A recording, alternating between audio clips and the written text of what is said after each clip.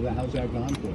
Great. I thought I've got a lot bigger, a lot stronger, put on a lot of muscle mass, and I think the same can be said for pretty much the entire O-line. For the most part, the entire offense, guys are getting bigger, faster, stronger.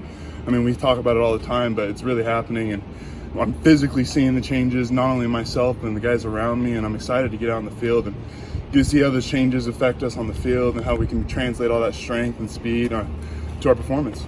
You're up, I think it's 310 is what you're at? Yeah. Is that the most you put on in an off season, or? So when I got here, I was like 255. So I mean, I put on a chunk of weight there that first year.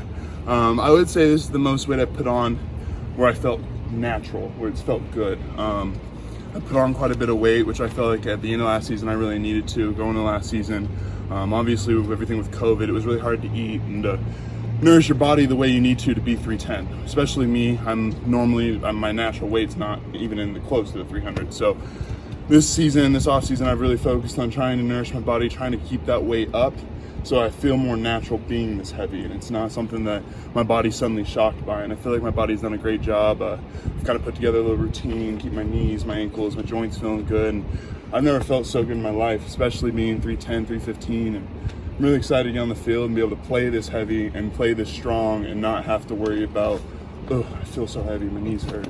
How did you analyze your play individually last year? There's a lot of things. I mean, obviously, I consider myself somewhat a perfectionist. So regardless if I had an all-pro or all Pac-12 year, or if I had the worst season of my career, there's things I can always improve on.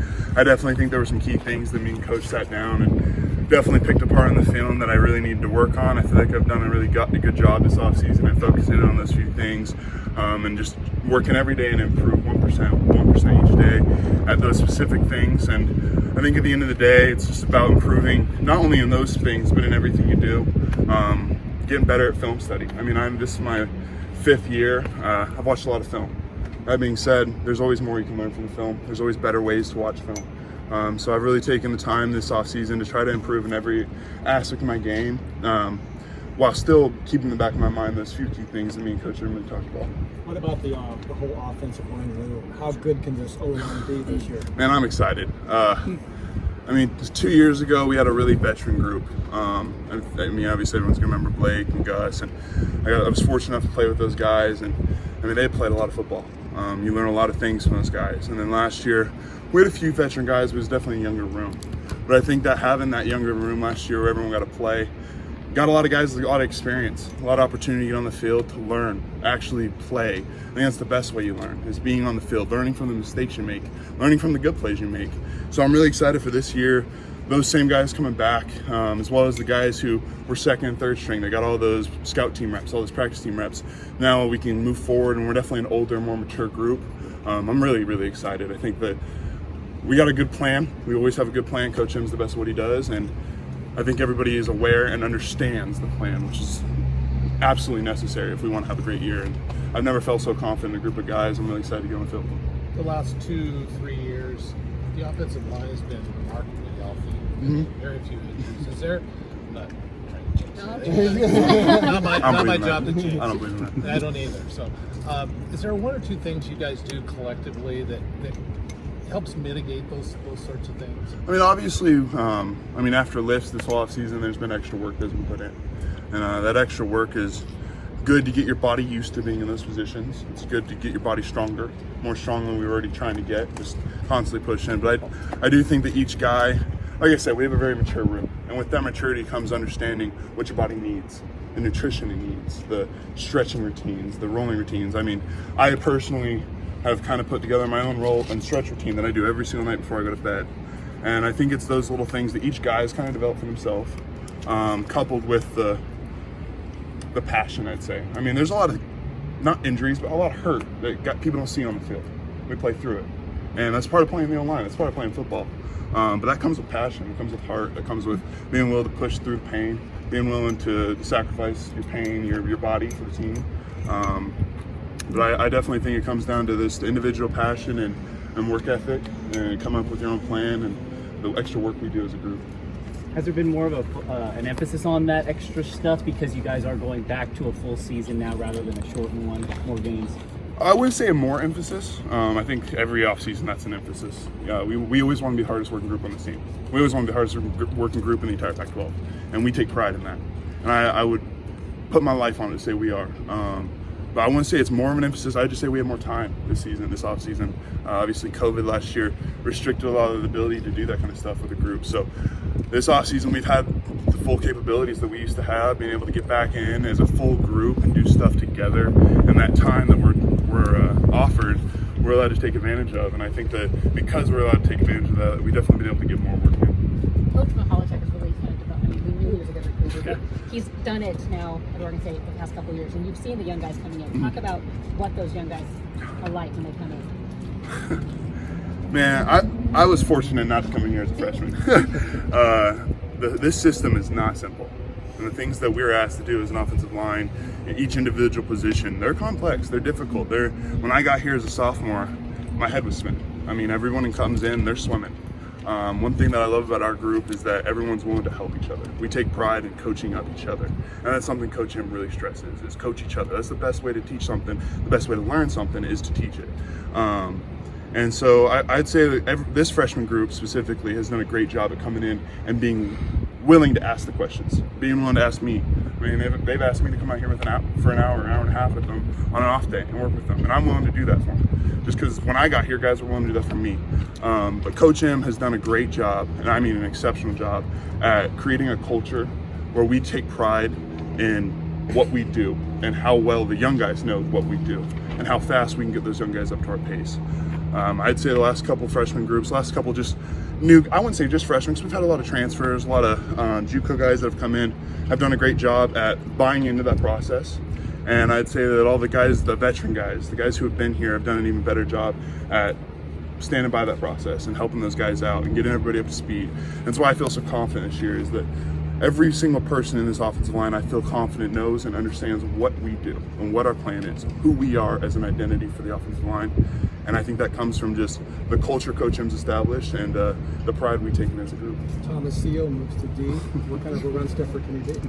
Oh, man, if Thomas is anything like he is when he's holding bags in practice, he's going to be a tough one, that's for sure. I'm just happy I'm not Nate. I'm not going to play him every day in practice. But, Thomas is a great dude, outstanding dude. I'm excited for him to go to D-line. I know they've been fighting for him for a while. We've been hesitant to give him up, but he's going to be an outstanding player. I'm really excited to see what he does. The question for QB1, the starting job for QB1, is always up in the air.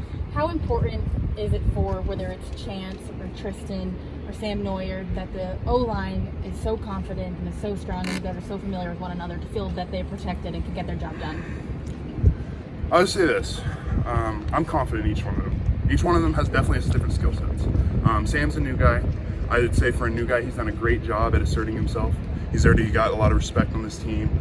He's definitely taken over a leadership position in the quick time he's been here. That being said, Tristan is Tristan. He's established that a long time ago. Each one of those guys has already came in here. They've created their own identity. They're their own individual. They're all good at what they do. As an offensive line, I will block my absolute hardest for whoever's behind me. I'm excited to see who competes, who wins it out, but at the same time, I don't really care. I want the best one out there, and I know they would ask for the same thing. So just see how it goes this fall, and the best man winning, I guess. A couple of your teammates today have talked about guys being more open about taking criticism from teammates, and not feeling like something's coming at you, so to speak. How big of a factor is that, to be able to take that criticism? That's something that, obviously, like I just talked about with the O-line, something that we have established a long time ago. And it's definitely a culture thing that it takes time to establish. In a group of 20 guys, it was very easy to get that going quickly. Make it very well known that, hey, I'm not calling you out, I'm just holding you accountable. Obviously, once you extend that to a full team of 120 dudes, it's a process. It takes longer, and you guys have watched this process develop. It's definitely been developing. I definitely think that where we are now, as far as being able to coach one another up, hold each other accountable, is night and day, light years ahead of where we were even a year ago. This group of guys, not just in the O-line, but on this team, is so much more mature than the guys I walked in here with. And I think that because that maturity has came so far, developed so much, we're able to hold each other accountable, to let guys know when they're not necessarily meeting that expectation, not just the coaches, but us as just players. We have simple rules as players, like don't walk on the field. We don't walk. We jog off the field. Like we can walk when we win. And those are simple little things that, I mean, I'll run up to a wide receiver, tap on the butt and say, yo, come on, let's jog off. And I think that because we've become so mature as a group, they're able to hear that, they're able to listen, and that expectation's continually set, and that standard's continually growing. Well, it appears to be a pretty ready.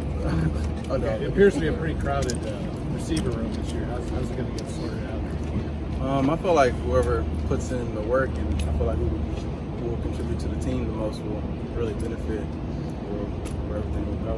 For sure. Just letting Henson and all that stuff deal with it, so I really have much to say about that. Zeriah, how excited are you for this season and kind of just be able to get, you know, a real kind of freshman year now that you'll get a full year and, you know, so on and so forth? Well, I'm really ready for this year because I feel like last year I didn't really get to show all the work I really put in. But this year I feel like since there's more games and more opportunities, I feel like I'll be able to just show the world of who I really am. How valuable was kind of that quote-unquote redshirt year last year, being able to still come in as a freshman and kind of already have a real taste of the game? I feel like it was real valuable. That year not counting, I feel like it benefited the young guys, and most especially people in my class, because that year not counting, people were able to learn, and both on the field and off the field, so it really just helped them out a lot. What do you think is the biggest thing you've improved on this past year? I feel like the plays and just mentally playing the game of football. Coming from Dallas, Texas, school at Duncanville, they really coached me up physically, but I feel like here they really helped me out mentally a lot playing the game of football. Assume you caught some balls from Sam this summer. How's he throwing? What'd you feel like? Neuer or? Neuer, yeah. Oh yeah, That's true. You got two Sams. Yeah, I like Sam a lot. Really good guy to be around. All the quarterbacks are really good to be around. Really just good, low-key guy, really down to earth. I enjoy being around. Look at you, son. When looking at your team, what are some factors that give you confidence that you guys can have a breakthrough season this year? I feel like the skill position and the quarterback position, our defense is really young, and I feel like everybody just knows what they're doing. Everybody's just all in effort, and I really feel like we can just make it to a ball game this year. I really have a high hopes for that. What do you think is the most dangerous part about your game that Beaver Nation and the Pac-12 hasn't seen yet? I feel like yak yards. The Pac-12 really haven't seen that. Yards at the catch. I feel like I can do that pretty easily. Just putting me in space, I feel like I'll just be able to score really every time. I feel like every time I'm in space. So defense has been kind of the area that Beaver fans have been wanting to see the most improvement. You go against them every day. Will they be a lot better this year? Yes, I feel like defense has improved a lot more. Often showing them different looks and all that stuff throughout the spring, and I feel like the fall, they're all locked in and focused. I really just enjoy that about them. What did this spring do? Who's the DB on the team that's the toughest to go up against? I feel like all of them are really good. Come on, pick one. I don't even have one to pick from. All of them are really good. I enjoy going against all of them. Still dog. If you could go 1v1 with someone right now, who would you pick? That would give you the toughest challenge. Can I say Nashawn Wright? There you go. Not here. You got a lot of opportunities this spring. What did that do for your confidence? I feel like it just made me enjoy the game even more. It grew my knowledge of the game of football. It's just Henson and the offensive coordinator just giving me more and more reps. I feel like I just grew mentally. Thank you.